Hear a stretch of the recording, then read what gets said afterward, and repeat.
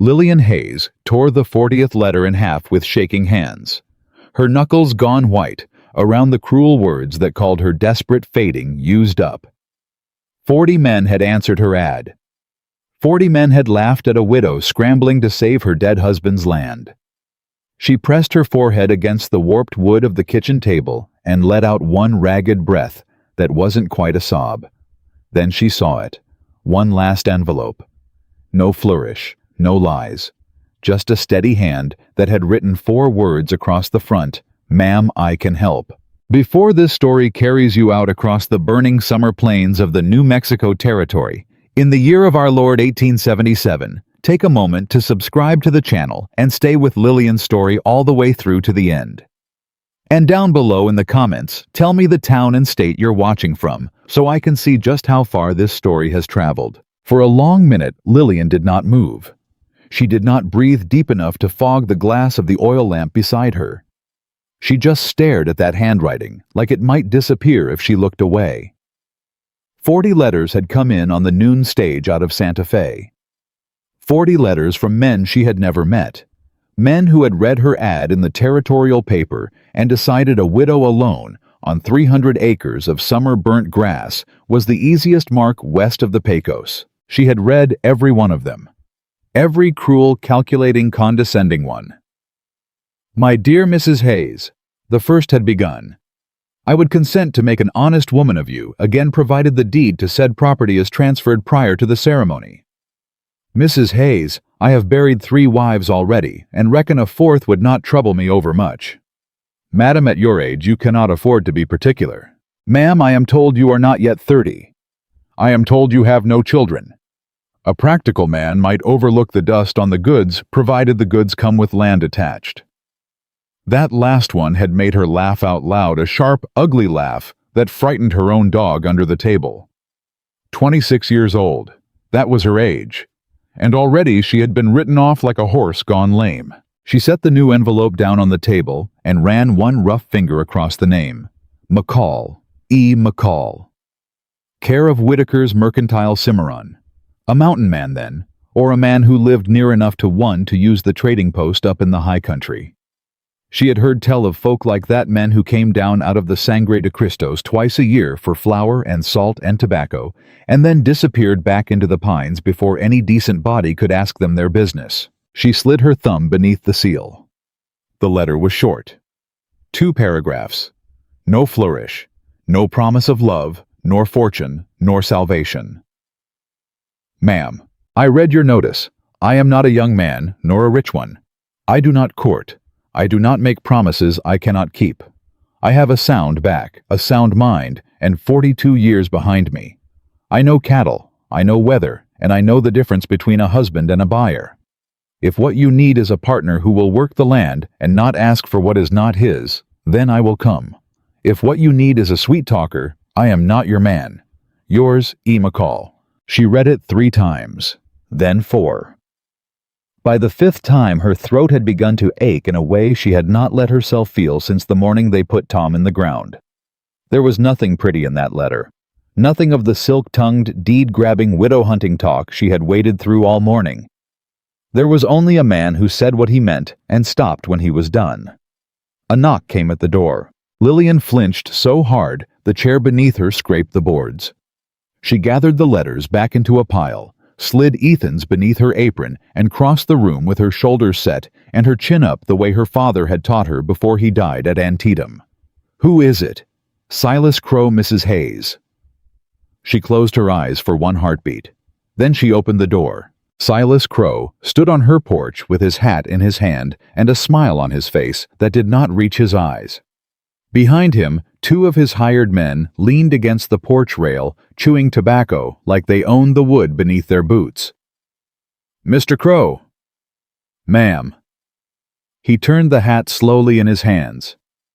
"I hope I am not calling at a poor time." "You are calling at every poor time, Mr. Crow. They are the only times I have left." He laughed. It was a small, courteous, practiced laugh. "Mrs. Hayes, you are a woman of considerable wit. And considerable land, which is what brings you out in this heat. Speak plain. I have eggs to gather." The smile thinned a fraction. Plain then. I have heard your notice has drawn some attention. 40 letters. 40.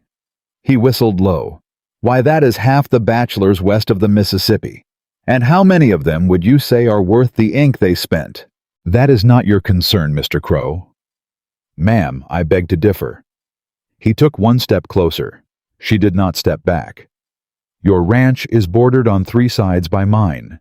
Your water rights are tangled up with mine. Your fences, when they fall, and they have fallen, Mrs. Hayes, they fall on my grass. What happens here is very much my concern. My fences are mended. Your fences are mended by a woman. Then they are mended well. Behind Crow, one of the hired men snorted. Lillian's eyes flicked to him, and the snort died on his tongue. Mrs. Hayes.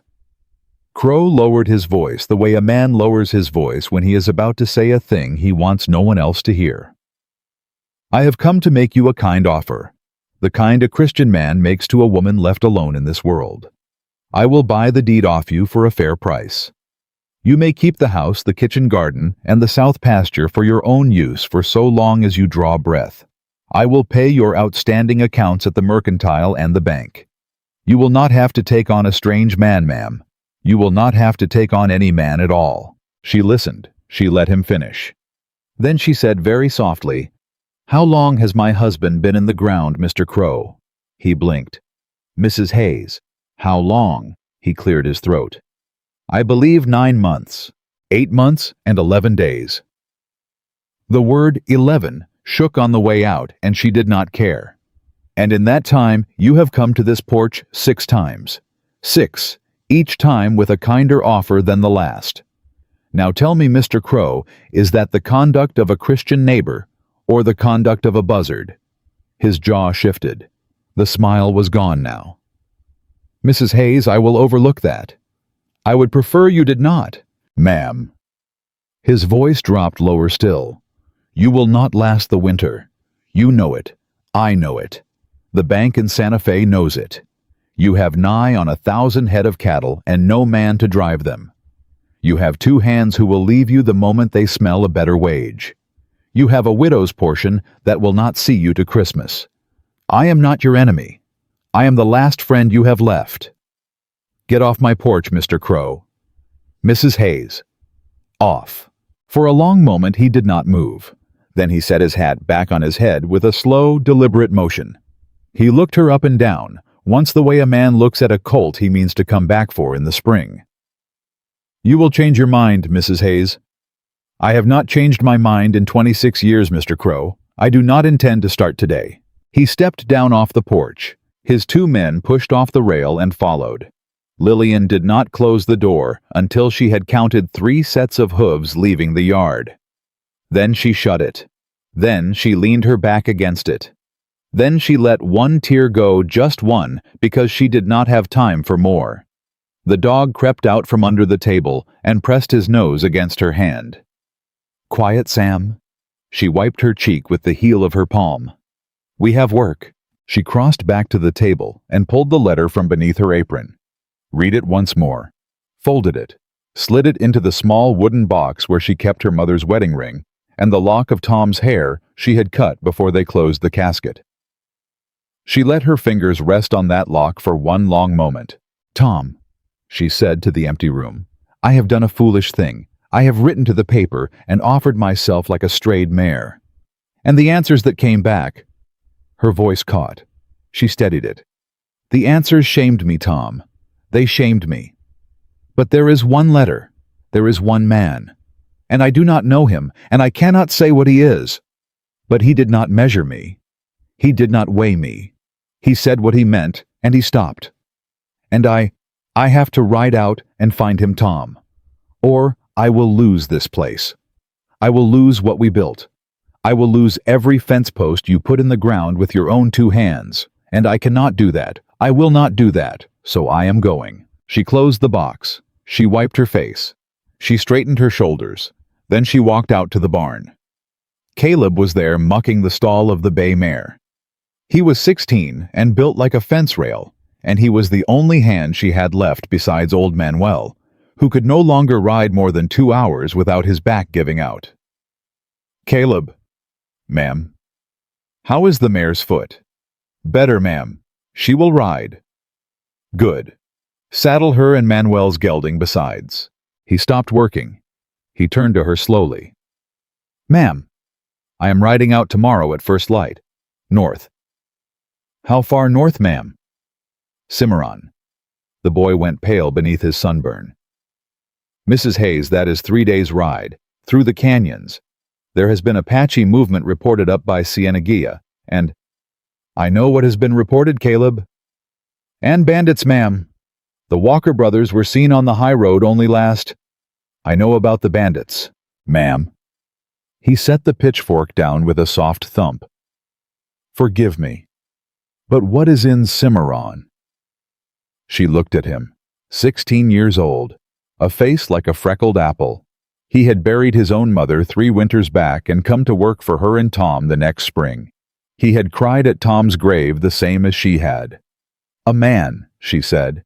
His mouth opened, then closed, then opened again. Ma'am, forgive me, but every man in the territory who could read a paper has written you a letter. Why ride 3 days for this one? She thought about it, truly thought. Because he did not lie to me, Caleb. The boy lowered his eyes. Saddle the horses, she said. I will need the long rifle and the colt. Pack 4 days of feed. Tell Manuel he is to keep the place running. Ma'am, I should ride with you. You should not. Mrs. Hayes, Caleb. She put her hand on his shoulder. It was the closest thing to an embrace she had given any man since Tom. If I take you, this place stands empty, and Silas Crow will be in this kitchen by sundown of the 2nd day with his men and his offers and his eyes on every door. I need you here. I need you to bar the gate and feed the dog and tell any man who comes asking that the lady of the house is gone to see her aunt in Las Vegas and will be back on the next stage. Hear me?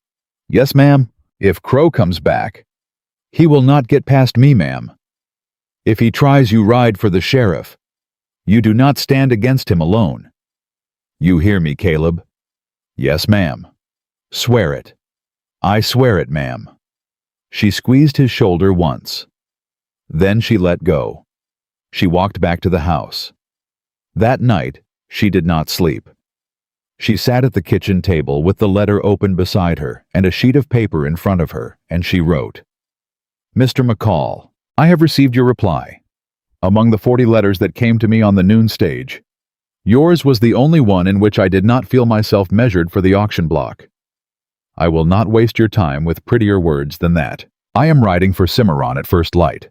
I expect to arrive at Whitaker's Mercantile in 3 days' time, weather and the country willing.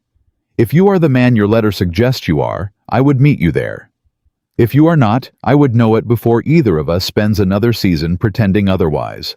I am not a sweet talker either, Mr. McCall. Yours, Lillian Hayes. She folded the letter and sealed it with the candle wax. In the morning, she would leave it with old Manuel to give to the next rider going north. She would arrive in Cimarron, God willing, before the letter did, but she wrote it anyway. Because writing it made the thing real.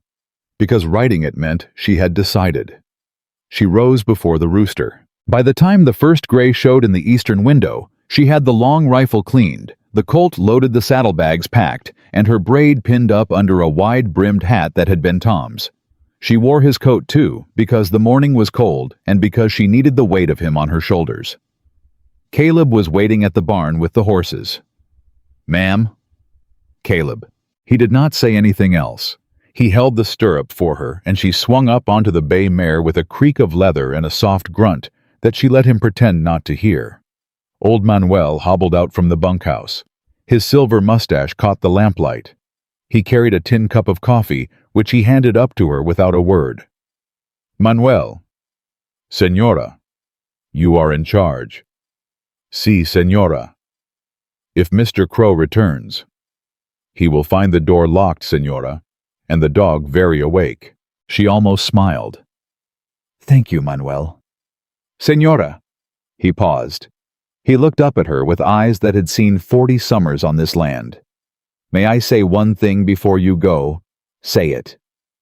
My wife, God rest her, she used to tell me, Manuel, when a woman goes to find a good man, she does not need to be a sweet woman. She only needs to be a true one. You are a true one, Señora.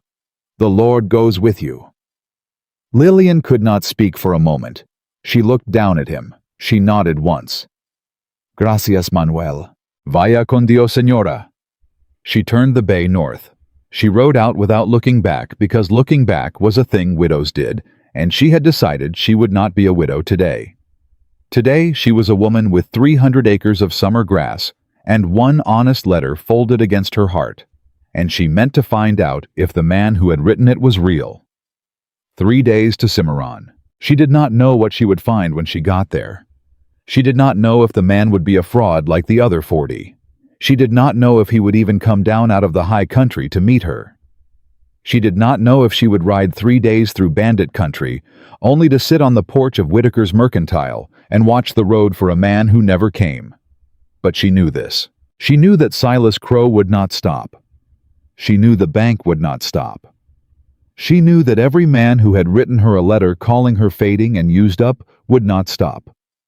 They would come, and they would keep coming until she had nothing left.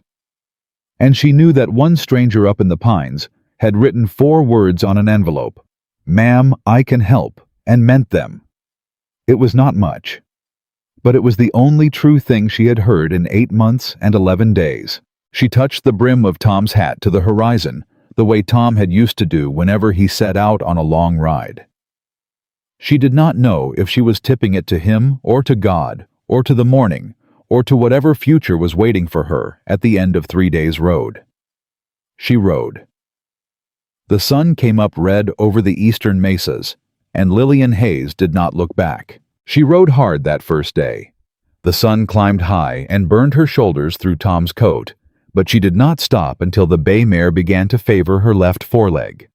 Then she dismounted, walked the horse a mile, watered her at a thin creek that smelled of mineral and warm stone, and swung back up. By dusk, she had made the high pass. By dark, she had picked a camp under a stand of piñon where she could see anyone coming from 3 directions.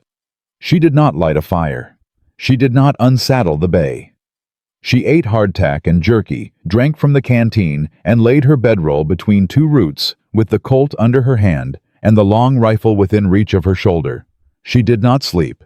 She listened. Coyotes called twice on the ridge. Once close, once farther off. She marked the calls and waited. After a while, the bay mare lifted her head and pricked her ears toward the east, and Lillian's hand closed around the colt before her mind had caught up. She held her breath. Hoofbeats. 2 horses. Walking, not running. Coming up the trail she had ridden in on. She rolled out of the bedroll without a sound and dropped flat behind the larger of the 2 roots. She thumbed back the hammer of the Colt and held the rifle close along her thigh and waited. The riders came on slow. They did not speak. They did not even cough. Whoever they were men who knew the country, and they were men who knew that sound carried far on a summer night. 20 yards out, one of them halted his horse. "Ain't no fire," he said. "No. You think she pushed through to the Cieneguilla road? In the dark with a lamed-up mare, she ain't that big a fool." Crow said she was clever. Crow said a lot of things. Lillian did not move. She did not blink. She lay against the cool earth, with her cheek pressed to the rifle stock, and listened to 2 men on her own neighbor's payroll talk about her like she was a beef gone missing. "He'll pay us double if we bring her back tonight. He'll pay us nothing if we put a bullet in her by mistake. Crow wants her whole. He has been clear on that point." "Then how?" "Then we wait for first light, and we ride ahead of her, and we put ourselves between her and Cimarron, and we tell her all polite that the road is closed on account of Apache trouble, and we escort her all polite back to the ranch. And if she don't go," a pause, "she'll go." The 2 horses moved on.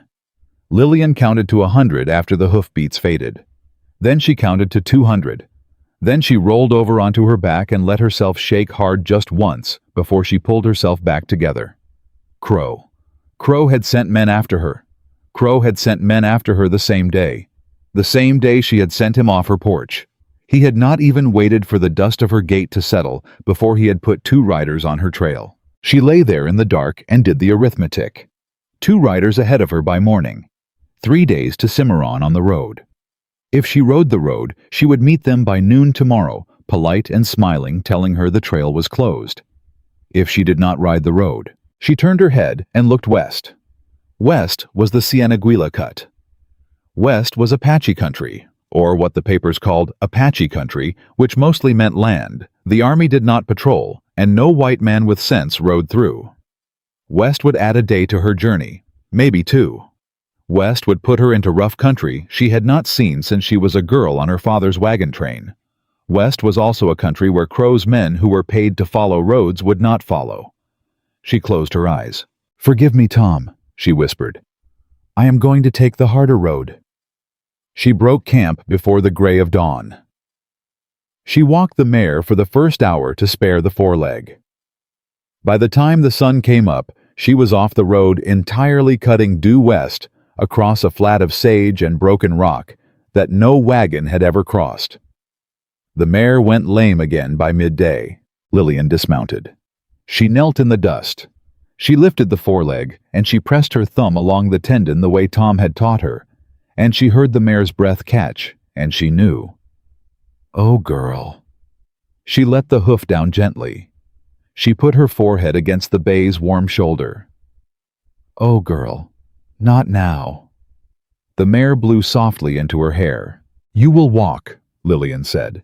"You will walk, and I will walk with you, and we will find shade, and we will rest, and tomorrow we will go on. Hear me, you will walk." She unsaddled the mare. She took the bridle off and looped the lead around her wrist. She slung the saddle over her own shoulder, because she was not leaving Tom's saddle out in the desert for any drifter to find, and she started walking. 3 miles. 4. 5. The sun got high enough to flatten her shadow under her boots. Her shirt was wet through. The saddle on her shoulder went from heavy to unbearable, to something past unbearable that she could not name. She kept saying it to herself like a prayer. "I will not set this down. I will not set this down. I will not set this down." The mare limped beside her, head low. At the 6th mile, Lillian stopped, because the mare stopped, and the mare stopped because there was a man sitting on a rock not 30 paces ahead of them. Lillian's free hand dropped to the Colt at her hip. The man did not move. He sat with his back against a boulder, and his rifle across his knees, and his hat pulled low. He looked like a part of the rock. He looked like he had been sitting there since Genesis. "Ma'am," he said. Lillian did not answer. "Ma'am, I have been watching you come for the better part of an hour, and I will tell you plain, your mare is not going another mile today." "I am aware. There is water about a 1/4 mile north of here behind the red bluff. It is small, but it is sweet. There is shade as well." Lillian did not lower her hand from the Colt. "Who are you, mister?" The man tilted his hat back. He was old, older than Manuel. He had blue eyes that did not blink very often and a long white beard. "Folks call me Ben. I trap up in the Sangres in winter, and I come down here in summer to die slow." "You do not look like you are dying." "I have been at it 40 years, ma'am. It is a long process." In spite of herself, Lillian almost smiled. "You headed for Cimarron, ma'am. How do you know that?" "Same as I know a heifer from a steer. Only thing west of the Cieneguilla cut for a woman with a saddle on her shoulder is Cimarron." She studied him. He had not stood up. He had not raised the rifle. He had not even uncrossed his ankles. "There are bandits on the road behind me, Ben." "There always are. 2 of Silas Crow's men." He spat into the dust. "Crow. You know him." "I know enough of him to spit when I hear his name." Lillian let out a breath she had not known she was holding. "Ben." "Ma'am?" "Could you direct me to that water?" He stood up. He took the saddle off her shoulder before she could refuse it. He swung it onto his own shoulder like it weighed nothing at all, and he turned and he walked north, and the mare followed him without being led, because animals knew a man like him on sight. Lillian followed too. The water was where he had said it would be.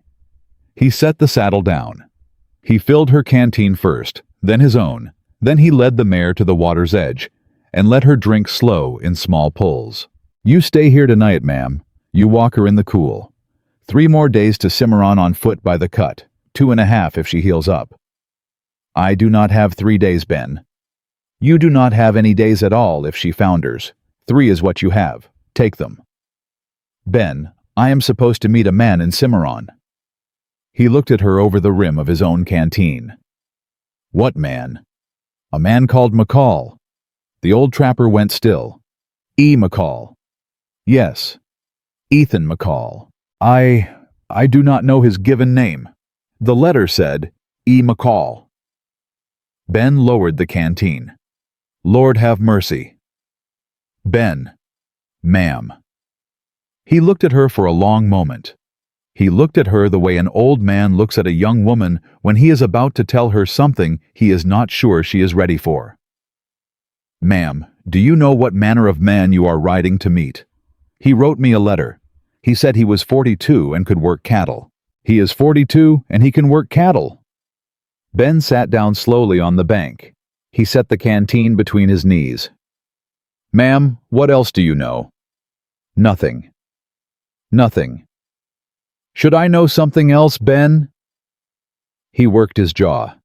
He looked at the mare. He looked at Lillian. He looked back at the mare, like the mare was easier company. Ma'am, it is not my place. Ben, it is truly not my place. Ben, I have ridden out here on a lame horse with 2 of Silas Crow's men hunting my back trail because of one letter from one stranger. If there is a thing about that stranger I ought to know before I walk into Whitaker's mercantile and put my hand in his, then I would as soon hear it from a man who spits at Crow's name as from anyone. Ben let out a long breath.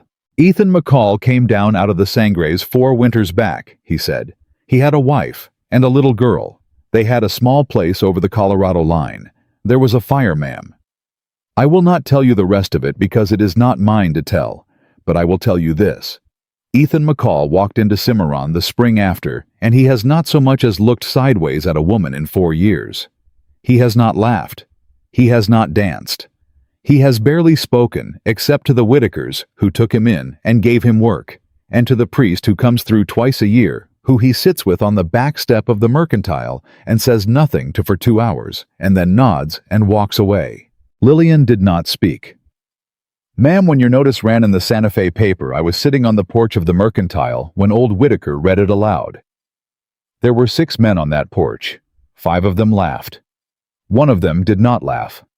1 of them got up and walked into the back and sat down at the desk and wrote you the letter you have folded in your shirt pocket right now. She put her hand to the pocket before she could stop herself. Ben, he has not written a letter in 4 years, ma'am. He has not asked for a thing in 4 years. He has not wanted a thing in 4 years. And then he read your notice, and something in him, I do not know what it was, ma'am. I am an old trapper, and I do not pretend to understand the workings of a grown man's grief. But something in him sat down at that desk and wrote you that letter. Lillian's eyes had begun to sting. Why are you telling me this, Ben? Because, ma'am. He looked at her, and his blue eyes did not blink. Because that man has been broken once already by a woman he loved with the whole of his heart. And if you go to Cimarron, and you meet him, and you find that he is not what you wanted, and you turn him away the way a woman turns away a peddler at the door, ma'am, I am not sure he will live through it. Lillian sat down on the sand. Oh, she said very quietly. And if that is too heavy a thing for you to carry, ma'am, then you walk that mare home and you marry Silas Crow, and you make your peace with the buzzards. Because Ethan McCall is not a husband, Ad. He is a man. She did not answer for a long minute. Then she said, Ben, ma'am, I am not going to turn him away. You do not know that yet, ma'am. I am not going to turn him away, she said again. And this time her voice did not shake. Ben looked at her for a long while. Then he nodded once. Then walk that mare slow, ma'am, and be careful at the cut. And do not let Crow's men get behind you. He stood. He picked up his rifle. Ben, will you not come with me? No, ma'am, I will not. A woman riding into Cimarron alone is a woman with her own story. A woman riding into Cimarron with an old trapper at her stirrup is a woman in need of rescue. There is a difference, ma'am, and Ethan McCall will see it from a quarter mile off. He tipped his hat. Vaya con Dios, ma'am. Vaya con Dios, Ben. He walked off and was gone before she had finished tightening the cinch. She walked the mare for 2.5 days. She walked her by starlight.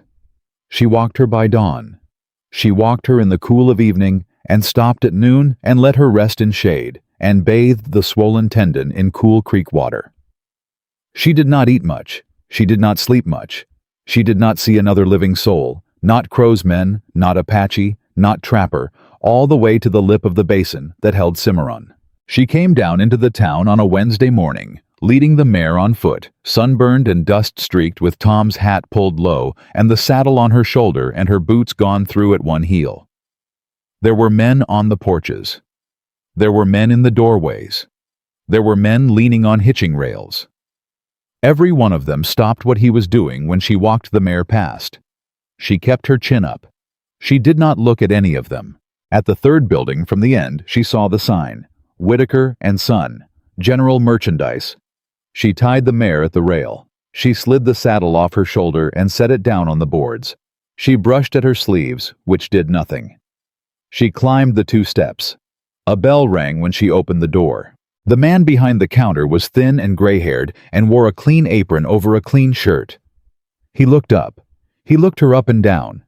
He did not look like a man who was easily surprised, but his eyebrows went up a 1/4 inch. "Ma'am?"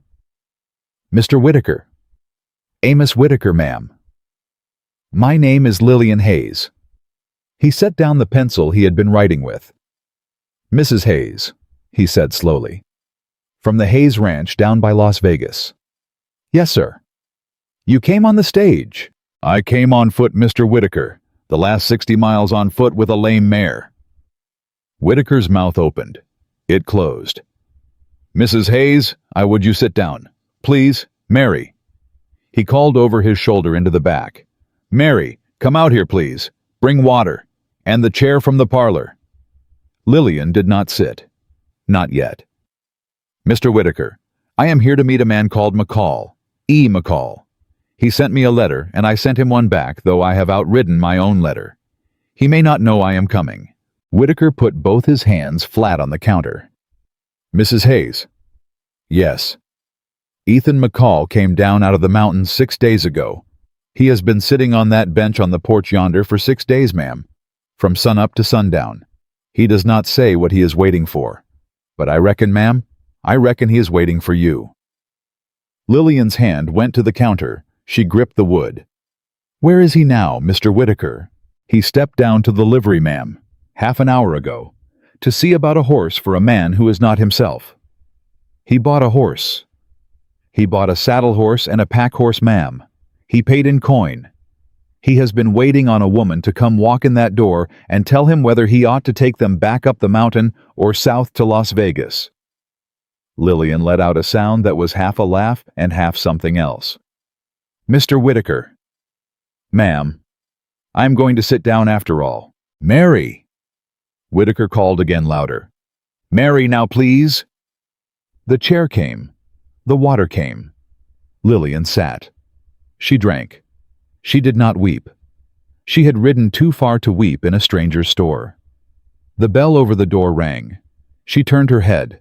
A man stood in the doorway. He was tall. He was lean. He was burned dark on the back of his neck and the backs of his hands.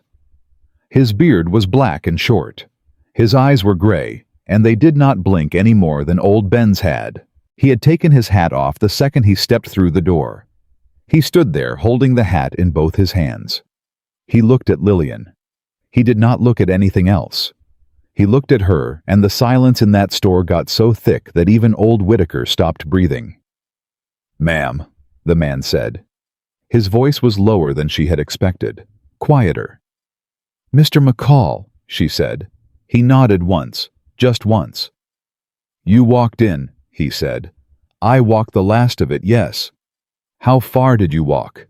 60 miles, more or less." He looked at her boots. He looked at her hands. He looked at the sunburn across the bridge of her nose. He did not look anywhere. He had no business looking. "Mrs. Hayes?" "Yes. I have a clean shirt in my saddlebag, and a clean pan of water in the back of Mr. Whitaker's kitchen, and a meal." Mary Whitaker has been keeping warm for 6 days against the chance that you would come. If you will let me, I will see to your horse, and you will see to yourself, and we will not say one word of business until you have eaten and rested. Will that suit you, ma'am?" She looked at him. She looked at him for a long time. Then she said, "Mr. McCall." "Ma'am." "Yes, that will suit me." He nodded once more. He put his hat back on. He turned to go. At the door he stopped. He did not turn around. He spoke to the doorframe. "Mrs. Hayes." "Yes, Mr. McCall?" "I am glad you came." Then he stepped out into the sun, and the bell over the door rang behind him, and Lillian Hayes set the tin cup down on Amos Whitaker's counter, and put her hand to her mouth, and finally let herself cry. Mary Whitaker was a small woman with iron-gray hair and the kind of eyes that did not pretend they had not seen a woman cry before. She did not say anything for a long while. She just stood beside Lillian's chair with her hand resting on Lillian's shoulder, and she waited. When Lillian was done, Mary said, "I have hot water on the stove, child, and a clean dress that belonged to my oldest girl. And I will be very put out with you if you do not let me feed you before that man gets back from the livery." Mrs. Whitaker. "Mary. Mary. I cannot accept. Lillian Hayes." Mary stepped around in front of her and crouched down so they were eye to eye. "You walked 60 miles, 60, with a lame horse and a saddle on your back. You are going to accept hot water and a clean dress and a meal and 1 hour of quiet, because if you do not, I will tell my husband to bar that front door, and you will not get past me. Hear me?" Lillian nodded. "Good," Mary said. She straightened. "Come on then." The back of the mercantile was a clean little kitchen. Mary heated water. She set out soap. She laid the clean dress across the back of a chair. Then she stepped out and closed the curtain behind her.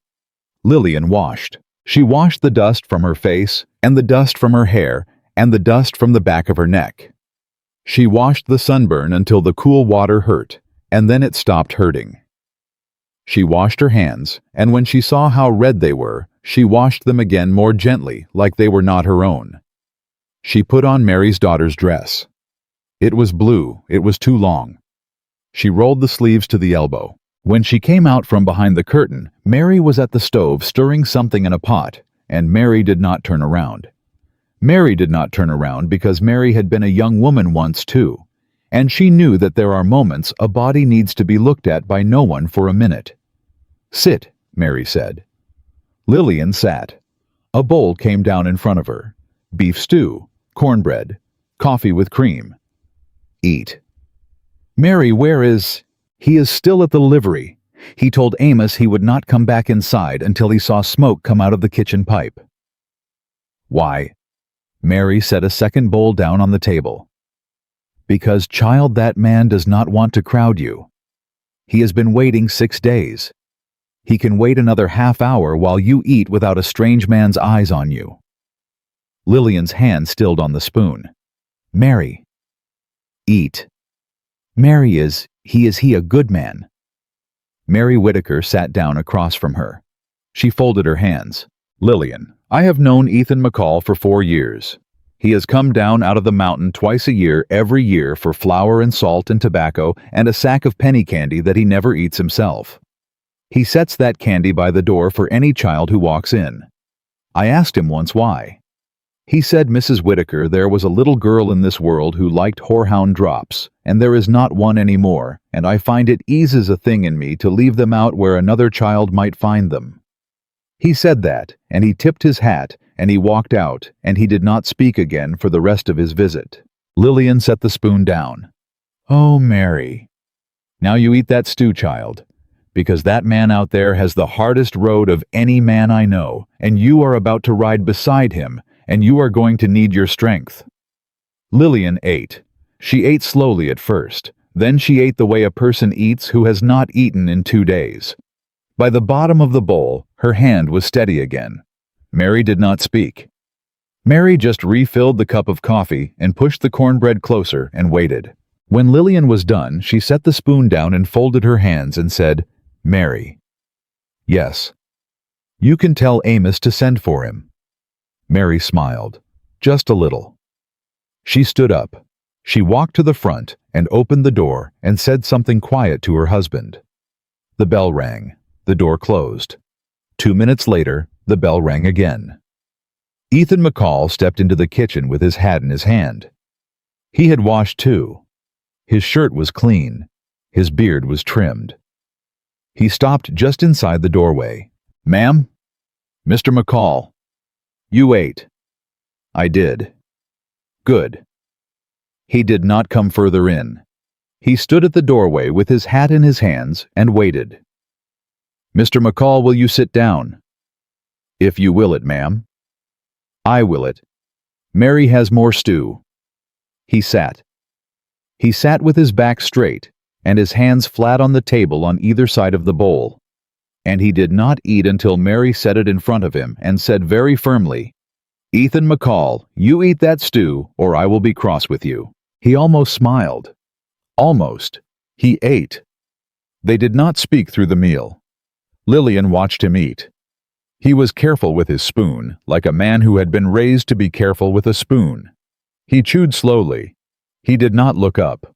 When he was done, he set the spoon down. He looked at her across the table. "Mrs. Hayes." "Yes." "I would speak plain with you if you will have it." "I would have it. You wrote a notice in the paper." I answered, "I am here. Now I do not know what you were looking for when you wrote that notice." "I do not need to know. I will tell you what I am. I am 42 years old. I have a small place up in the high country. I am clean of debt. I drink only at Christmas. I do not gamble. I have killed 2 men in my life, both in war. I have not been to church in 4 years, though I read the Bible most Sundays. I can mend a fence. I can shoe a horse. I can drive cattle. I can deliver a calf if it comes wrong. I am not a young man. I am not a handsome man. I am not a sweet-tongued man. If any of that does not suit you, you say so now, and I will ride back up the mountain, and you will not see me again, and there will be no hard feelings on my side." Lillian listened to every word. "Mr. McCall?" "Ma'am." "There is one thing you have not told me." He did not blink. "Yes, ma'am." "And I will not ask it of you, not now, not until you are ready to give it. But when you are ready, Mr. McCall, I will hear it." His jaw worked. He looked down at the table. "Yes, ma'am." "And Mr. McCall?" "Ma'am, what I was looking for when I wrote that notice, I will tell you plain as you told me. I was looking for a man who would not lie. 40 men wrote me back. 39 of them lied. You did not. That is enough, Mr. McCall. That is enough to ride home with." He looked up. The gray in his eyes had gone a shade softer. "Ma'am?" "Yes. I have a saddle horse out front. He is steady. He will carry you home. I will ride the pack horse with your saddle and gear, and we will lead the bay slow until her foot is sound. At her pace, no faster. At first light. At first light. Mr. McCall, there are 2 of Silas Crow's men on the road behind me. They mean to put themselves between me and home and turn me back. I came west through the cut to throw them off. They will have figured that out by now." Ethan set his hands flat on the table again. 2 men. 2. On Crow's wages. Yes. He nodded once. Slow. "Ma'am, I do not aim to lie to you ever, so I will tell you this now. If those 2 men try to put a hand on you, or on me, or on this bay mare, or on any horse we are riding, there will be a reckoning. And it will not be one Mr. Crow will care for. I have not picked up a quarrel in 4 years, but I will pick up this one." Lillian looked at him. "I do not want anyone killed on my account, Mr. McCall." "No one will be killed unless they choose it, ma'am.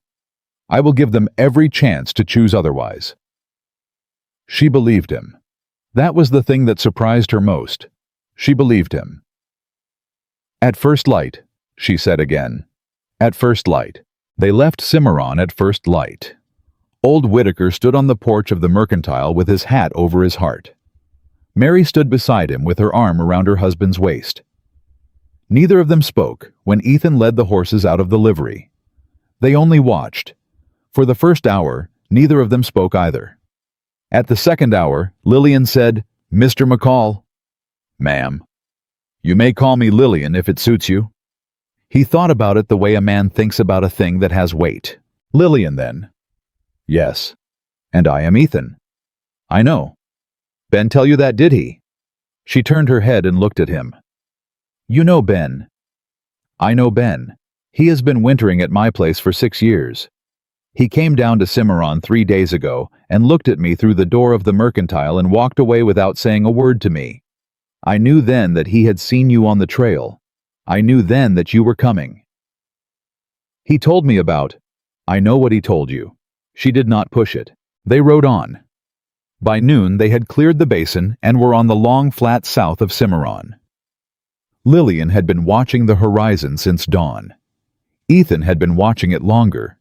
At high noon he said, "2 riders, 10 o'clock. Just come up over that rise." Lillian's hand moved to the colt at her hip. "Steady," Ethan said. "Keep walking the horse. Do not change pace. Do not look at them. They are coming in fast." "Are you armed, Ethan?" "I am armed." "Where?" "Saddle scabbard. Belt, boot. I do not show what I carry, Lillian, but I am armed." She nodded once. She did not look at the riders. The 2 riders came on at a canter. They had not drawn their rifles. They had not even unsnapped the keepers on their holsters. They came on like men who were sure of their work, and they slowed to a walk when they were 30 paces off, and they fanned wide, one on each side of the trail. "That is Crow's men," Lillian said quiet. "Yes. The shorter one is Beale. The taller one I do not know. His name is Pickett." She looked at him sharp. "You know them." "I have known them 8 years, Lillian. They were drovers on a herd I rode with out of the Pecos in '69. They were thieves then, and they are thieves now." The 2 riders pulled up at 20 paces. "Mrs. Hayes?" It was Beale. He touched his hat. "Mighty glad to see you safe, ma'am." Lillian did not answer. "Mr. Crow has been right worried." "Has he?" "Yes, ma'am. We come up the road 2 days back to escort you home, but it seems we missed you. You took the cut, ma'am. Brave thing. Foolish thing, but brave." "I am home now, Mr. Beale, or near enough." "Yes, ma'am. We see you have company." He looked at Ethan for the first time. He had not looked at Ethan until that second. He looked at Ethan the way a man looks at a stranger he has decided is not worth looking at. "Mister," he said. Ethan did not answer. "Mister, I am addressing you. I heard you." "You got a name?" "I do." "Care to give it?" "No." The taller one, Pickett, eased his horse a half step forward. His hand had drifted to the buckle of his belt. Lillian saw it. Ethan had already seen it. "Mister," Pickett said, "we are escorting Mrs. Hayes home. You can ride along or you can ride off. Your choice." "I will ride along." "Then you will ride at the back." "I will ride at the front." Pickett's hand moved. It moved 1 inch. Ethan's voice did not change. "Pickett!" The hand stopped. Pickett's whole body went still. "Pickett, look at me." Pickett looked. "You remember the spring of '69, Pickett. You and your brother and a man called Hollis tried to lift 40 head off Captain Reed's herd in the breaks south of the Cimarron. You remember who stopped you." Pickett's face did not change, but the hand at his belt came away slow, open, empty. "McCall," Pickett said. "That is right.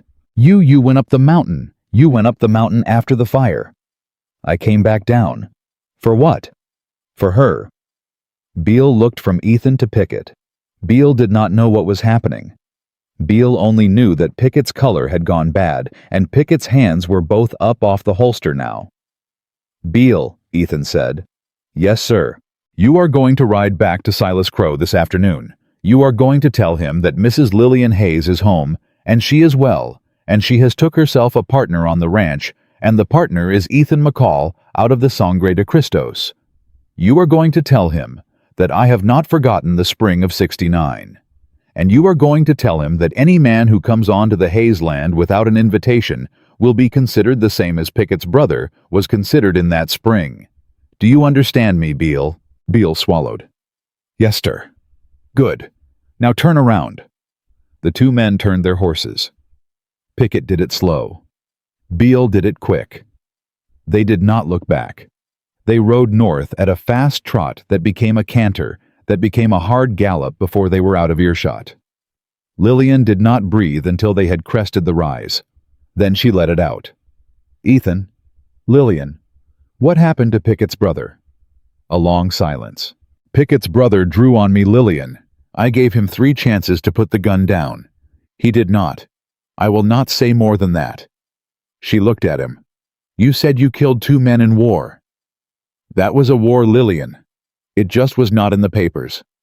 She did not ask any more. They rode south. They came in sight of the Hayes Ranch on the 3rd afternoon.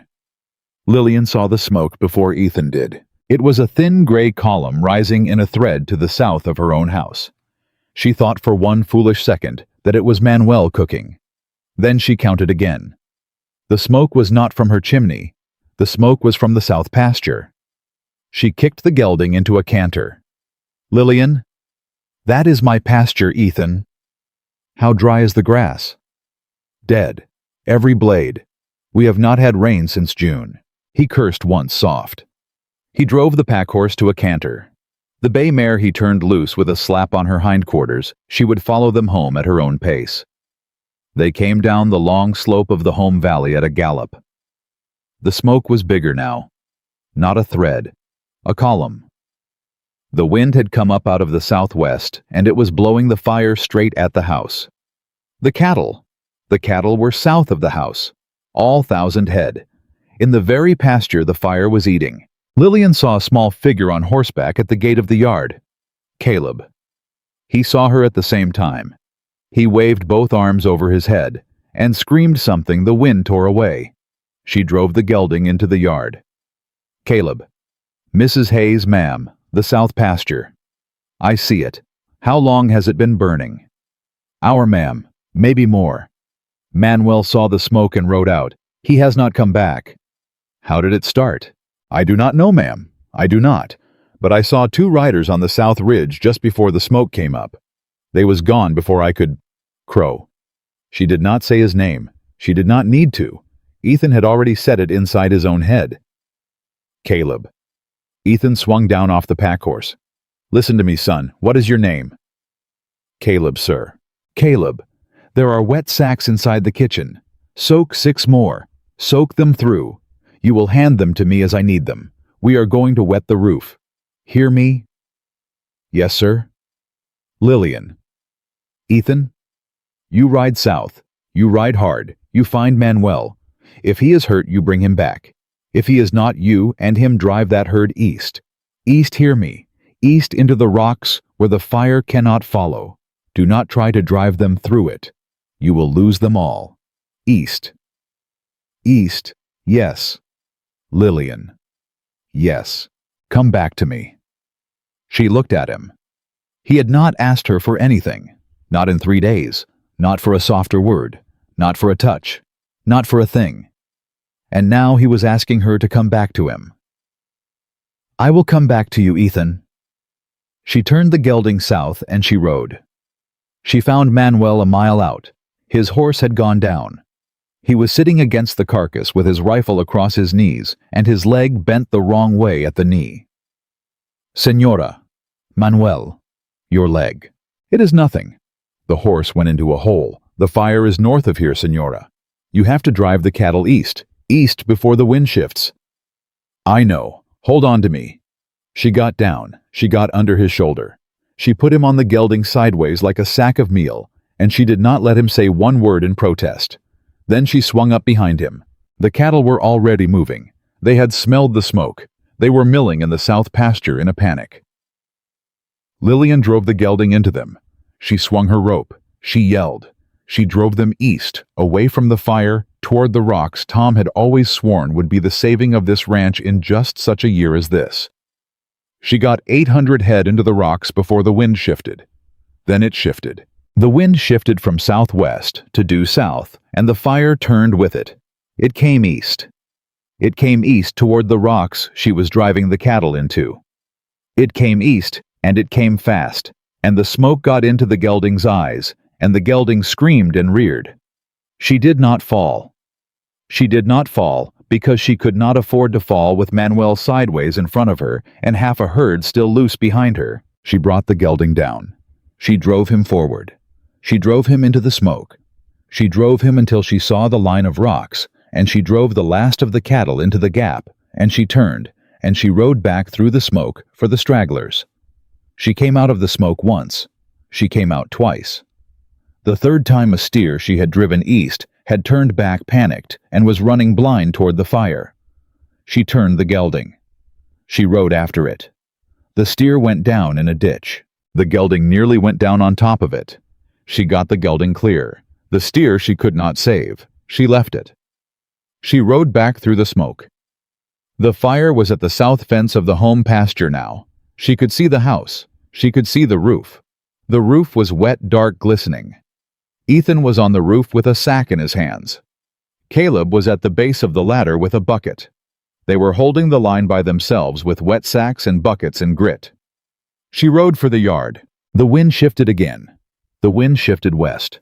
Just an hour before sundown, the wind shifted west, and the fire that had been crawling for the house lay down.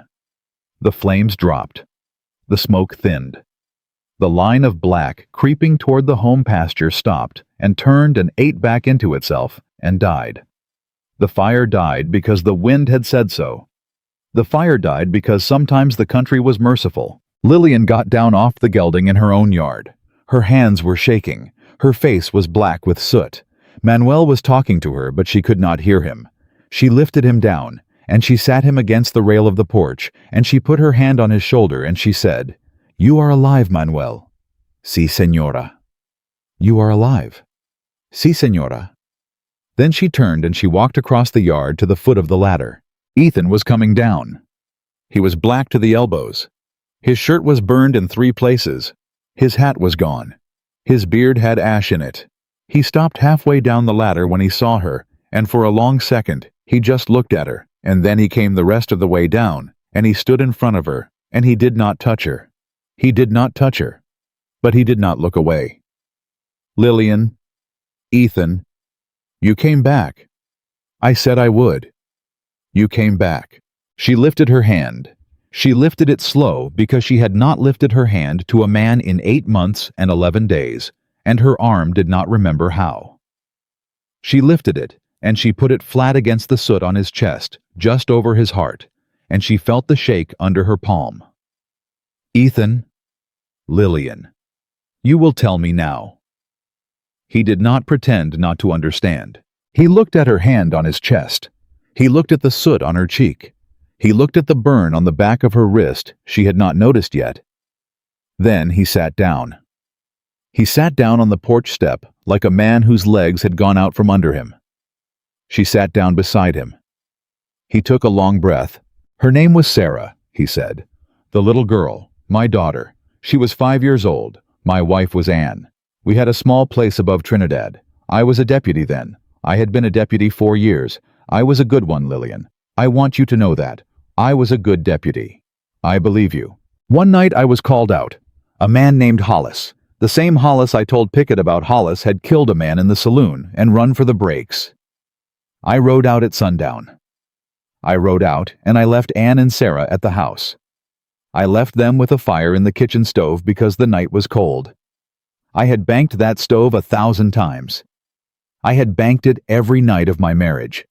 That night I banked it, and something Lillian. I do not know what something fell. Something in the chimney. Something in the flue. I do not know. They were asleep. They never woke up. The smoke took them in their sleep. The house went up in the dark. He stopped. He did not look at her. I rode back at dawn. I rode back at dawn, and there was nothing left, Lillian. Nothing. Just the chimney standing and the rest of it black on the ground. Ethan, I went up the mountain. I went up the mountain and I stayed up there 4 years. I did not come down, not for anything, not for anyone. I had decided I was done. I had decided that a man who could not keep one stove safe had no business in any house with any wife with any child ever again. He put his face in his hands. And then I read your notice, Lillian. I do not know why. I had not read a paper in 4 years. Whitaker handed it to me. He read it out loud. He read out 40 notices that day. 39 were nothing. Yours was a widow who did not pretend she was anything but what she was. Yours was a woman who said, I have land, and I have hands, and I have nothing else, and I will hear from any honest man who will work it with me. And I, Lillian, something in me sat down at that desk. He took his hands away from his face. He looked at her. I do not know if I can be what you need, Lillian. I tell you that plain. I have failed once at this. I have failed in the worst way a man can fail, and I do not know if I have the right to try again. I have lain awake 6 nights at Whitaker's wondering if I should ride back up the mountain before you came and spare you the trouble of telling me to. I have not slept, Lillian. Not one full night. She did not answer him for a long time. When she did, her voice was very quiet. Ethan McCall. Lillian. Look at me. He looked. You banked a stove. Yes. That was the worst thing you did in your whole life. Banking a stove. His face crumpled. That was not a sin, Ethan. That was a stove. That was a stove on a cold night, and a wife and a child who were warm in their beds because you cared for them. That was love, Ethan. That was a man loving his family. And the world took it from you, and the world is cruel, and the world will answer to God for that. But you, Ethan McCall, you will not answer for it. Not to me, not to anyone. Hear me. He was crying now. He was crying without sound, the way a man cries who has not let himself cry in 4 years. The tears were cutting white lines through the soot on his face. She put both her hands on his cheeks. Ethan. Lillian. I have lost a husband. I have not lost a child. I will not pretend my grief is your grief, but I will tell you this. The day I buried Tom, I told God I was done. I told him I would not love again. I told him no man would ever sit in Tom's chair, eat off Tom's plate, sleep in Tom's bed. I told him that, and I meant it. And then 40 men wrote me letters, and one of them was true, and I read that letter, and I knew I had been a liar to God. I knew I was not done. Lillian, I am not done, Ethan. And you are not done. We are not done. The world is not finished with us. We are alive. We are alive in this yard. Manuel is alive on that porch. Caleb is alive at the foot of the ladder. The cattle are alive in the rocks. The house is alive at our backs. We are alive, Ethan. We do not have the right to be done. He bent his head. He bent his head, and he put his forehead against hers, very gentle, very slow, the way a man asks permission with the bone of his brow. She let him. Lillian. Yes, Ethan. I am going to stay. Yes, Ethan. I am going to stay, and I am going to work this land, and I am going to be your partner, and if you will have me in time when we both know each other. Yes, Ethan. In time, Lillian, I would like to be your husband. Yes, Ethan. He let out a breath that shook all through him. She did not let go of his face. The sun was going down behind the ridge. The smoke was thinning to nothing. The wind had laid down with the day. From the porch, old Manuel was praying out loud in Spanish, in a voice that broke and would not stop breaking. Lillian Hayes sat in her own yard with the soot of her own land on her hands and the brow of an honest man against her brow. She closed her eyes. She did not weep. She had done her weeping in Cimarron. This was something else. This was a woman who had said yes for the second time in her life and meant it the same way she had meant it the first. For a while, neither of them moved. The sun went all the way down behind the ridge. The first stars came out. Manuel finally stopped praying because his throat would not let him pray anymore, and he hung his head against the porch rail and breathed. Lillian was the first to come back to herself. Manuel's leg, she said. Yes. It is broken. Yes. Caleb. She lifted her face from Ethan's. Caleb, do you know where Tom kept the splints? In the tack room, ma'am, behind the door. Bring them. Bring the laudanum bottle off the top shelf in the kitchen. Bring 2 clean cloths. And the lantern." Caleb ran. Ethan stood up. He pulled her up with him. He did not let go of her hand. "Lillian?" "Yes." "I have set a leg before. I will set his. You hold his head and you talk to him while I do it. Hear me?" "Yes, Ethan." Manuel was looking up at the two of them with eyes that had a kind of wet brightness in them, like the brightness of a man who has lived long enough to have seen everything once and is not sure if he has lived long enough to see this. "Señora," Manuel whispered. "Señora, is this the man?" "This is the man, Manuel." "He has the look of a good man, Señora." "He is a good man, Manuel." "Good." Manuel closed his eyes. "Bueno. Now set my leg, please, because it is hurting very much." Caleb came back with the splints and the bottle. Ethan poured a measure of laudanum into a tin cup and helped Manuel drink it down. He sat against the porch rail. He took the old man's foot in his hands. He looked up at Lillian. "Now, Manuel." "Sí, señor." Ethan pulled. Manuel let out a single sharp cry that he bit off before it could be a sound. His hand clamped down on Lillian's wrist so hard she felt the bones grind. She did not flinch. She put her forehead against his temple, and she spoke into his ear in a low murmur, the same low murmur her own mother had used over her when she had broken her arm at the age of 7. "Bueno," Manuel breathed. "Bueno, señora." "It is done." "It is done," Ethan said. "It is set straight. You will walk again, Manuel. You will walk and you will dance at the wedding."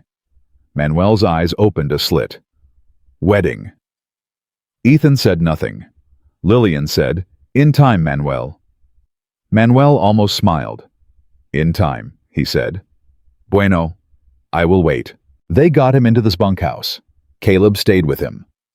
Ethan sat by the door with the rifle across his knees because no one in that yard was sleeping with both eyes shut tonight, not after smoke had come up out of the south pasture without a thunderhead in 50 miles. Lillian washed her hands in the basin in the kitchen. The burn on the back of her wrist was a long red strip the size of a finger. She did not notice it until Ethan came in and saw it. "Lillian, your wrist." "It is nothing. Sit." She sat. He went to the cupboard like a man who already knew where she kept the lard. He took down the tin. He took down a clean rag from the drawer beside the basin. He took down the bottle of whiskey from the high shelf, and he poured an inch of it into a cup, and he set the cup in front of her. "Drink that." "Ethan." "Drink that, Lillian. I am going to clean this burn, and it is going to hurt, and I would rather hurt you with whiskey in your blood than without it." She drank it. It was Tom's whiskey. Tom had bought it 3 Christmases past, and they had been saving it for a calving that went bad. She drank it, and she did not say whose bottle it was. Ethan washed the burn. He worked slow. He worked careful. His hands were rough, but his fingers were gentle, and he did not look up at her face until he had wrapped the cloth around her wrist and tied it off neat as a Sunday tie. Then he looked up. "Lillian." "Ethan." "I am sitting in your husband's chair." She looked down. She had not seen him pull the chair around. He was on the chair Tom had built himself the winter of 74, the chair Tom had carved his own initials into the underside of the chair no one had sat in since the morning they laid Tom under the cottonwood. "Ethan?" "I will get up, Lillian. I will get up and sit at the bench. I should not have—" "No." "Lillian." "No, Ethan. You sit there. You sit right there. Tom built that chair to be sat in. It has not been sat in long enough. You sit there." He did not move. He did not speak. After a long minute he reached across the table and he put his hand over hers very light, the way a man puts his hand on a thing he is afraid to break. She turned her palm up under his. Their fingers laced. They sat that way until the lantern guttered low and the rooster outside the kitchen door coughed once, sleepy in the dark. Then there came a hoofbeat on the road. One horse, hard-ridden. Ethan was on his feet before the sound had finished. The rifle came up off the table. Lillian was at the window already. "Who is it?" "I cannot see. He is coming fast." The rider came into the yard. He pulled up at the rail. He swung down. He came pounding up the porch steps without bothering to tie the horse. "Mrs. Hayes," a young voice, out of breath. "Mrs. Hayes, ma'am, it is Tobias Greer from the bank." Lillian opened the door. Tobias Greer was 24 years old and the assistant teller at the Santa Fe Bank. He had a long, sweaty face and a paper in his hand. He had ridden through the night to get to her porch at 3 in the morning, which was a thing assistant tellers were not supposed to do. "Tobias?" "Ma'am, I am so sorry. I am so sorry to come at this hour. But I rode the moment Mr. Tibbets signed it. I rode without stopping. Ma'am, you have to know." "Know what?" "Mr. Tibbets has called your note, ma'am. The whole note. The entire balance is due by Friday." Lillian's hand went to the doorframe. "Friday is 3 days, Tobias." "Yes, ma'am." "The note is not due till spring." "He has called it early, ma'am. There is a clause. He says the ranch is at risk, and the bank has the right to call. I do not know if it is true law, ma'am. I am only the teller, but he has signed it. And, ma'am—" He stopped. He looked over his shoulder. "Tobias." "What?" "Mr. Crow was at the bank yesterday, ma'am. He sat with Mr. Tibbets for 2 hours. He came out with a smile on his face. The next morning the call letter was on Mr. Tibbets's desk signed." Ethan stepped up beside Lillian in the doorway. Tobias's eyes went to him. Tobias did not know who he was. Tobias looked back at Lillian. "Ma'am, I should not have come. I will lose my place if it is known. But ma'am, my mother knew your mother, and I could not let it happen without you knowing. Tobias, look at me." "Yes, ma'am." "Get back on that horse and you ride straight home and you go to bed and you do not tell a soul you came here. You are the assistant teller. You did your work today. You did not ride to my porch. Hear me." "Yes, ma'am." "Tobias." "Yes, ma'am." "Thank you." He swallowed hard. He nodded. He climbed back on the horse. He rode. Lillian closed the door. She turned around. She put her back against the door, and she slid down it until she was sitting on the floor. "Ethan." "I am here. The note is for $900. "All right." "I do not have $900, Ethan. I do not have 90. "All right." He has done this. He has set the fire, and when the fire did not take the house, he has gone to the bank, and he has bought the bank. And he will own this ranch by Friday. "All right." She lifted her head. "All right, Ethan, did you hear me?" "I heard you." He came across the kitchen. He sat down on the floor in front of her. He took her hands. "Lillian." "Yes." "I told you I was clean of debt." "Yes." "I told you I had a small place up in the high country." "Yes." "I did not tell you what was in it." She blinked. "What?" "Lillian, I have not spent a wage in 4 years. I have not bought a thing but flour and salt and tobacco and penny candy. I have not paid rent on the place because I built it. I have not paid a debt because I do not owe one. And the man I rode for in '69, Captain Reed, he settled accounts with me when the herd came in gold, and I did not spend it. I have not spent it because I had no one to spend it on." She was staring at him. "Ethan, I have $1,000 in coin in a strongbox under the floor of my cabin, Lillian. I rode down to Cimarron 6 days ago with 200 of it in my saddlebag, and I have got most of it left. I will ride up the mountain at first light. I will be back by sundown of the 3rd day before the note is due. I will pay your note in full, with change." She could not speak. "Lillian, do you hear me?" Ethan, I cannot let you. You are not letting me. I am doing it because I want to do it because this is the partnership I rode down off the mountain for." "You did not ask. I am offering." "Ethan, that is your whole life's wage." "It is money, Lillian. It does not love me back. You do." She started to cry. She started to cry for the 3rd time in 8 months and 11 days, and she did not try to stop it because there was no point in stopping it anymore. He pulled her against his shoulder. He held her there. He did not say a thing. After a long while, she said into his shirt, "Ethan." "Yes, Lillian." You will not ride up that mountain alone. Lillian, you will not. Crow tried to put the law on us. He tried to buy a banker. He tried to send his men. He set a fire. He will know by tomorrow that you are coming back with money to break him. He will set men on the road. I will not have you ride that road alone. Lillian, that is 2 days' ride each way. I know what it is. Caleb can mind Manuel. We will leave a note for the sheriff in town on our way through. You have been on a horse for 10 days, Lillian. I have been on a horse for 26 years, Ethan McCall. 2 more will not kill me.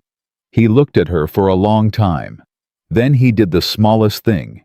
He smiled. It was the first smile she had seen on his face in 3 days of riding together. It was a small smile, and a sad smile, and a tired smile, but it was a smile. Lillian Hayes, yes. You are going to be a hard woman to outlive. I intend to be. They left at first light. Caleb stood at the gate. Manuel sat propped on the porch with the rifle across his lap.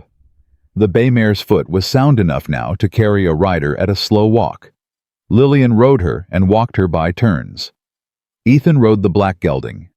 They went into town on the way out, and Lillian walked into the sheriff's office, and she put her hand on the sheriff's desk, and she said, "Sheriff Doyle." Mrs. Hayes. There was a fire on my south pasture 2 days back. It was set. Caleb Reeves saw 2 riders on the south ridge minutes before the smoke came up. I name Silas Crow as the man behind it.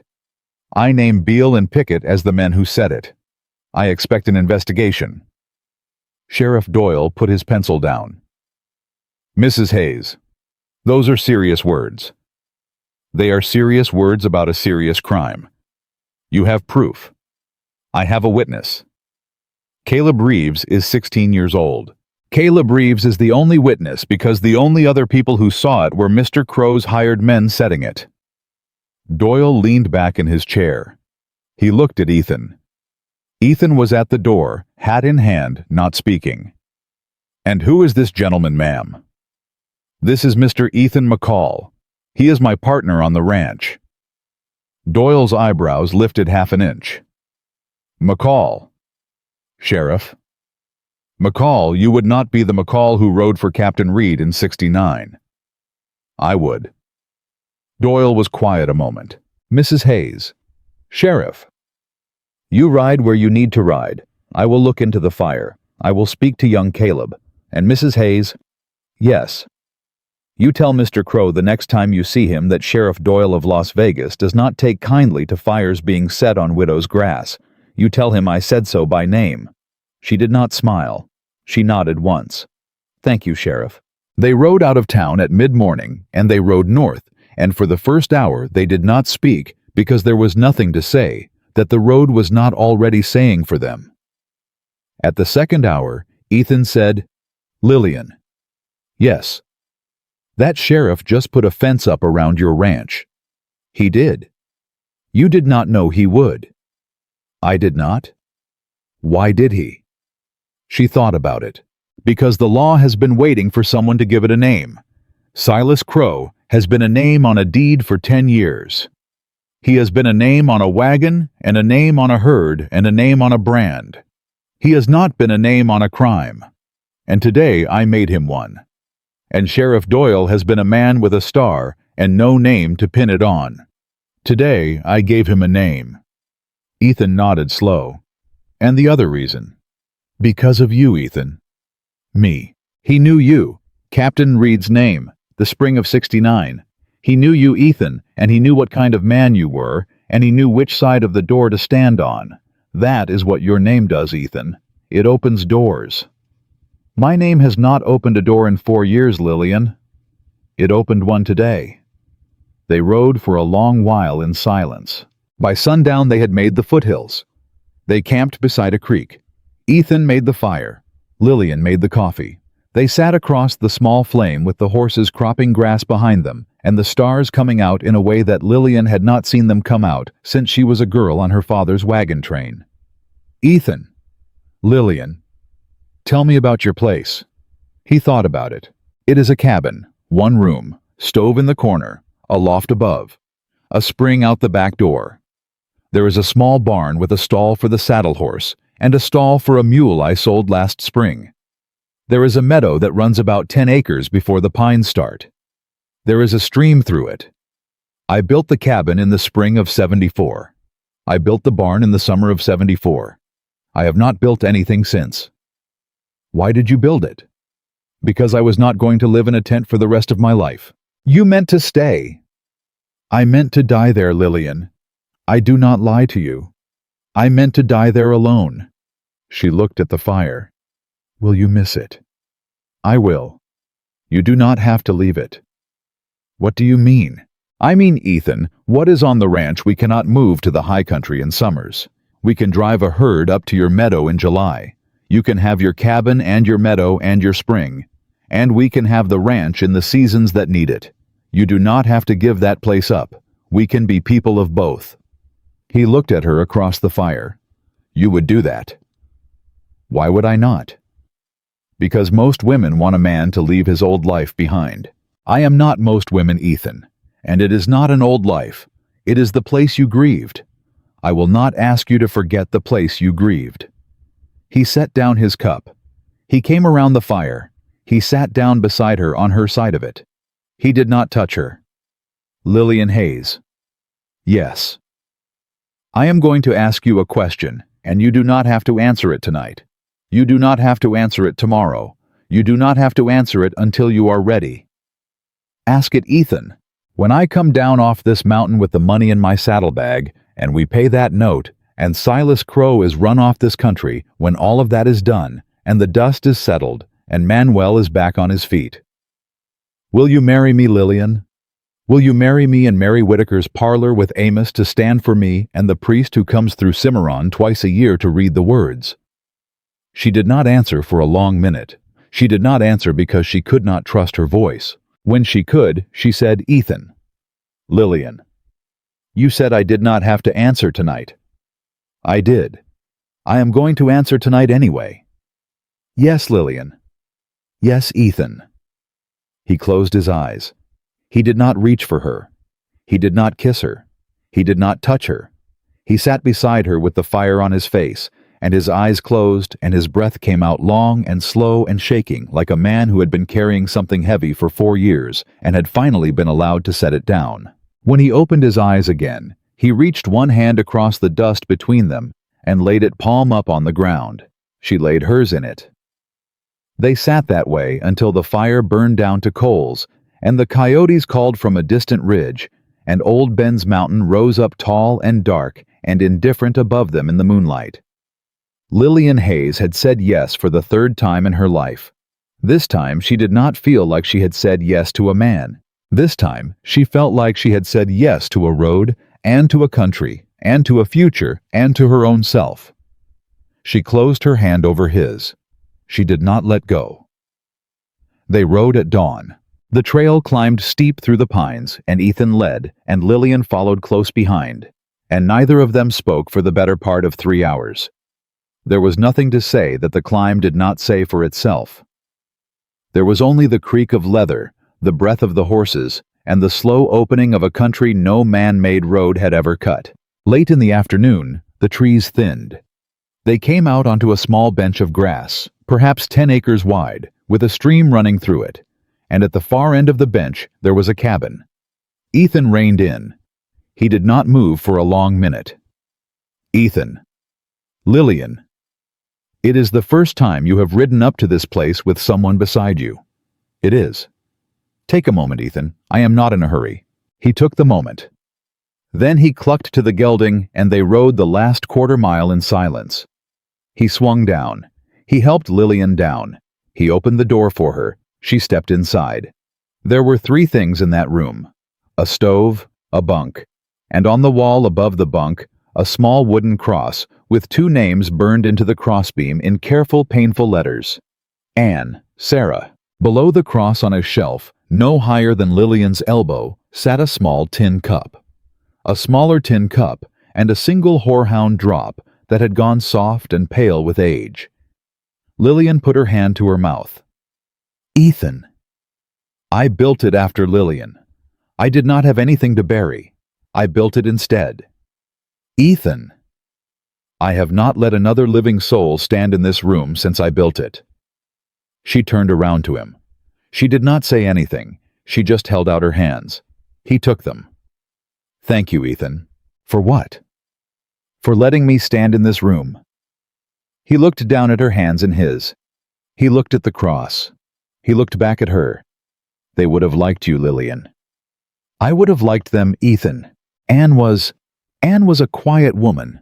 She did not laugh much, but when she laughed, it was the whole room. Sarah was a noisy child. She talked from the moment she opened her eyes till the moment she shut them at night, and even then she sometimes talked in her sleep. She was going to be a teacher. She had told us so. She had told everyone in Trinidad so. She was going to teach school in a building with 2 windows. Lillian closed her hand tighter around his. Ethan? Yes, we are going to live a long life. Both of us. And we are going to ride up here every summer, and we are going to sit on that porch, and we are going to talk to them. Hear me. They will not be forgotten. He looked at her. He could not speak. He just nodded. Then he turned, and he knelt down beside the bunk, and he pried up 2 boards from the floor that no one would have known were loose, and he lifted out a strong box the size of a small saddlebag, and he set it on the bunk. Lillian, yes, you count it with me. I want you to count every coin. I want you to know what we are riding back with. She knelt beside him. He turned the key. They counted $973 in gold and silver coin onto a clean square of linen on the bunk. He folded it. He tied it. He put it in his saddlebag himself. He took the bag. He took the cups off the shelf. He took the horehound drop. He wrapped all 3 in a piece of cloth and put them in his coat pocket. They come with me, Lillian. Yes, Ethan, they come with us. He closed the cabin door behind him, and he did not lock it because there had never been a lock on it, and there did not need to be one now. They rode down at first light the next morning. By mid-afternoon of the second day, they were back in the foothills. By dusk, they were on the long, flat road. By midnight, they were within 20 miles of town. That was when the riders came. 4 of them this time. They came up out of the arroyo on the left side of the road, all together fast and silent, with their rifles already up. Ethan, I see them. He did not draw. He held up one hand. Hold, he called out. Hold, gentlemen. The 4 riders pulled up at 15 paces. They sat there with the rifles still up. Lillian's hand was on the Colt, but she did not draw either. Ethan's voice had been very calm. There was a reason for that. She did not yet know what it was. The lead rider lowered his rifle. He was tall. He was thin. He had the same face as Pickett. McCall. Pickett. You ought to know, McCall, that I am not here on Mr. Crow's account. Then whose? Mine. Pickett tipped his hat back. He looked at Lillian. Ma'am. Mr. Pickett. Ma'am, my brother drew on Mr. McCall in the spring of '69. My brother was a fool, and he was a thief, and he chose his own way out of this world. I have known that for 9 years. I have known that, and I have ridden for Silas Crow anyway, because a man needs a wage. 3 days ago, Mr. Crow ordered me and Beale to set a fire in your south pasture. I set the fire, ma'am. I will not lie about it. I set it, and the wind was right, and the grass was dry, and I knew what I was doing. And then I rode back to town, and I drank a bottle of whiskey, and I could not get my brother's face out of my mind. Because 9 years ago, he made a choice for a wage, and 3 nights ago, I made the same choice for the same wage. Lillian could not breathe. Mr. Pickett, ma'am, I am not asking for your forgiveness. I am not even asking for the sheriff's mercy. I am riding ahead of Mr. Crow's other men because he has 8 of them on the road tonight looking for Mr. McCall, and these 3 behind me are the only 3 he has left on his payroll who will not do what he tells them. We will ride you into town. We will stand with you at the bank Friday morning. And after the bank, ma'am, I will turn myself in to Sheriff Doyle for the burning of your pasture, and I will tell him every name on the wages of Silas Crow. Lillian could not answer. Ethan answered for her. Pickett. McCall. Your brother chose his road. You are choosing yours. They are not the same road. No, sir. Welcome to it. The 4 riders fell in behind them, and they rode the last 20 miles to town in formation. And twice in those 20 miles, they heard horses somewhere out in the dark. But the horses did not come close, because 7 riders on the road were too many for Silas Crow's other men to ride against in the dark. They came into Las Vegas on a Friday morning with the gold in Ethan's saddlebag, and Pickett at his stirrup, and 3 more riders behind. And the people of Las Vegas came out of their doorways one by one, and stood on their porches, and watched them ride down the main street to the Santa Fe Bank. Sheriff Doyle was already on the porch of the bank when they pulled up. He had his deputy with him. He had 2 more men besides. He had the warrant in his hand. Sheriff? Mrs. Hayes, Mr. McCall, we have come to pay our note. Mr. Tibbets is inside Mrs. Hayes, so is Mr. Crow. Lillian swung down off the bay mare. Ethan swung down off the black gelding. He lifted the saddlebag onto his shoulder. He offered his free arm to her, and she took it, and they walked up the steps of the Santa Fe Bank together with Sheriff Doyle behind them, and Pickett behind him, and the whole town of Las Vegas behind that. The bell over the bank door rang. Mr. Tibbets stood up behind his desk. Silas Crow stood up out of the chair beside it. For a long moment, no one spoke. Then Crow said very softly, "Mrs. Hayes? Mr. Crow? You have come to ask for an extension, I expect." "No, Mr. Crow." She stepped forward. Ethan stepped forward with her.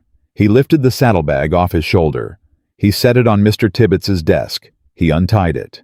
He counted out $900 in gold and silver coin onto the polished surface of that desk, and then he counted out 73 more in a small neat pile beside it. And then he straightened, and he said, "Mr. Tibbets?" "Mr. McCall. That is $900 to settle Mrs. Hayes's note in full. The 73 is for any interest your clause may bear, and any administrative fee, and any other charge you may invent before this morning is out. You will write Mrs. Hayes a receipt. You will sign it. You will date it.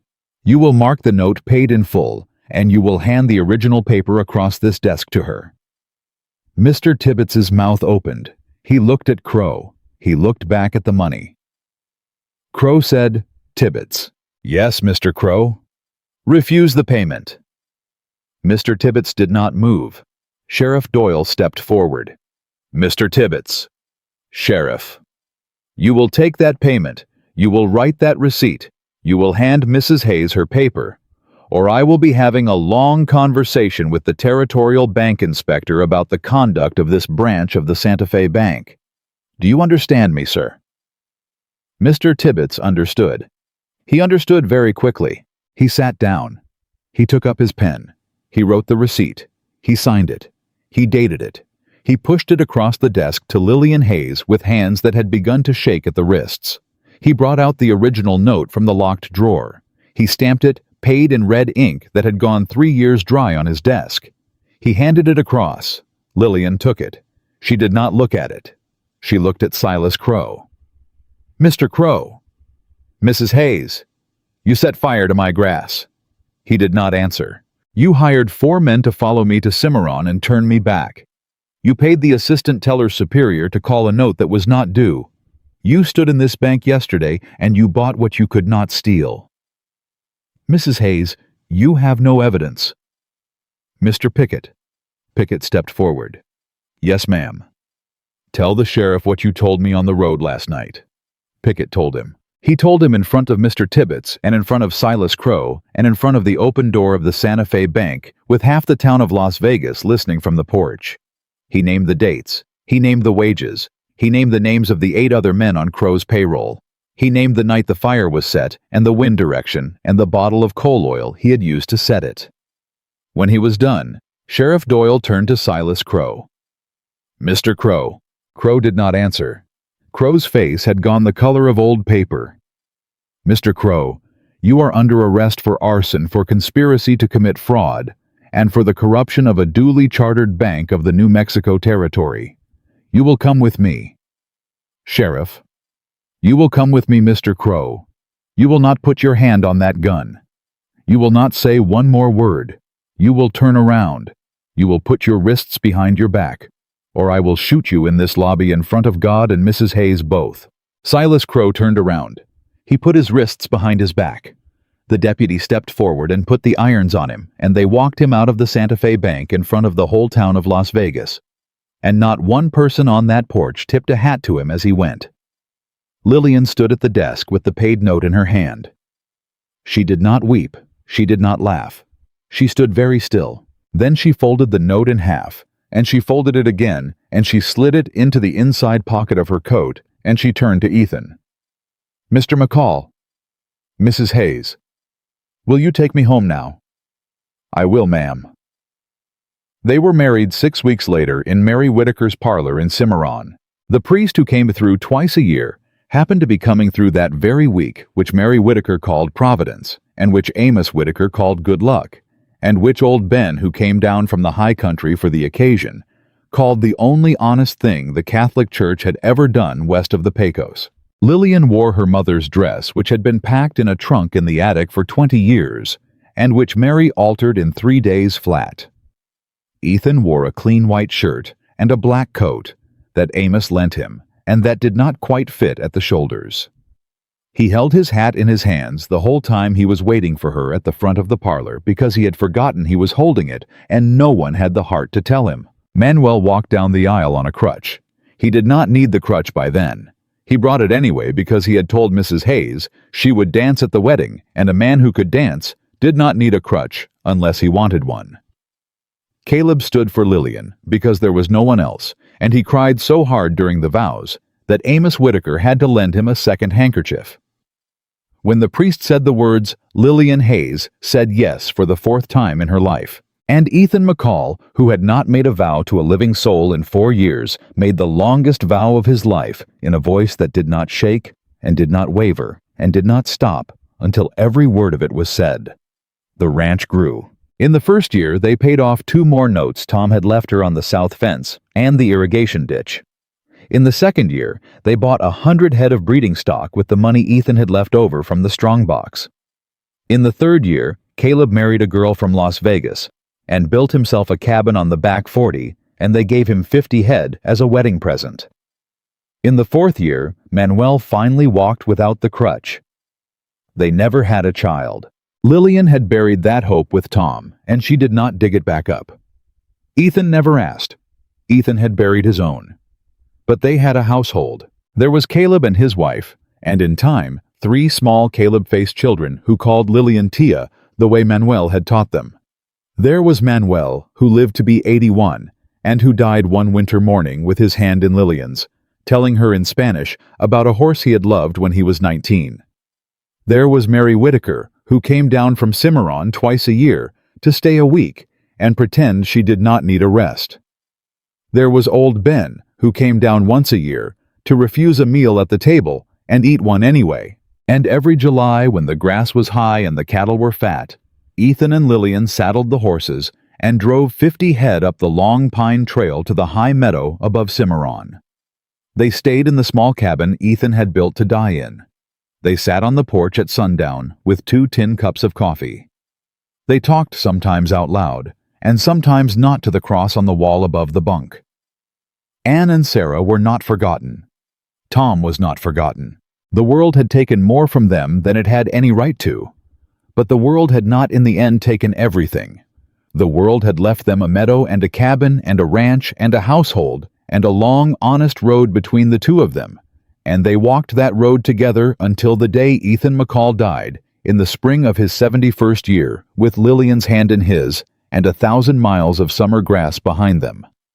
She lived 12 more years. She ran the ranch, every one of them. When she died, she was buried beside Ethan under the cottonwood with Tom on the other side of him, and the 3 of them slept together in the dust of her own land.